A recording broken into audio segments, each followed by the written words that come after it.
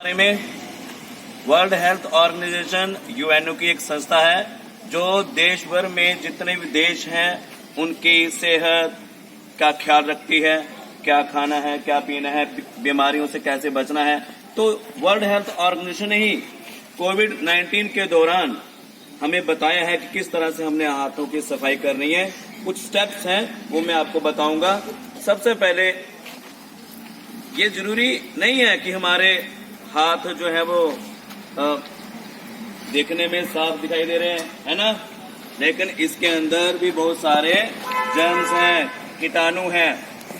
हमारी आंखों से नहीं हम उनको देख सकते, माइक्रोस्कोप की मदद से बड़े बड़े कीटाणु हमारे हाथों के ऊपर होते हैं। जरा ध्यान से सुनना।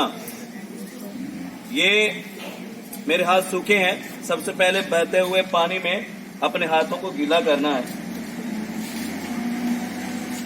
अब मेरे हाथों के ऊपर ना बहता हुआ पानी का हाथों को गीला किया। अब साबुन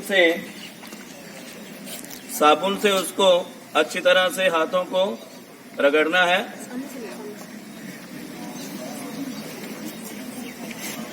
साबुन लगाने के बाद वर्ल्ड हेल्थ ऑर्गेनाइजेशन कहती है कि कम से कम 20 सेकंड तक अपने हाथों को साबुन लगाना है। ज्यादा से ज्यादा 1 मिनट तक आप कर सकते हैं, लेकिन कम से कम 20 सेकंड। और जाग जब बन जाए ना, जाग बन गई है ना, जाग जब बन जाए तो पहले उल्टे हाथों को उंगलियों के बीच में रगड़ना है, फिर दूसरे हाथ को, फिर उसके बाद नाखूनों में भी गंध होता है, गंदगी होती है, बड़े बड़े नाखून होते हैं, उसमें मैल जमी होती है, उसको निकालने के लिए इस तरह से रगड़ना है हथेली के ऊपर। इस तरह रगड़ने के बाद जाग जहां जहां जाएगी सारे कीटाणु मर जाएंगे। जाग बहुत जरूरी है। दूसरे हाथ के ऊपर नाखूनों को रगड़ना है, फिर उसके बाद अंगूठे को इस तरह से रगड़ना है।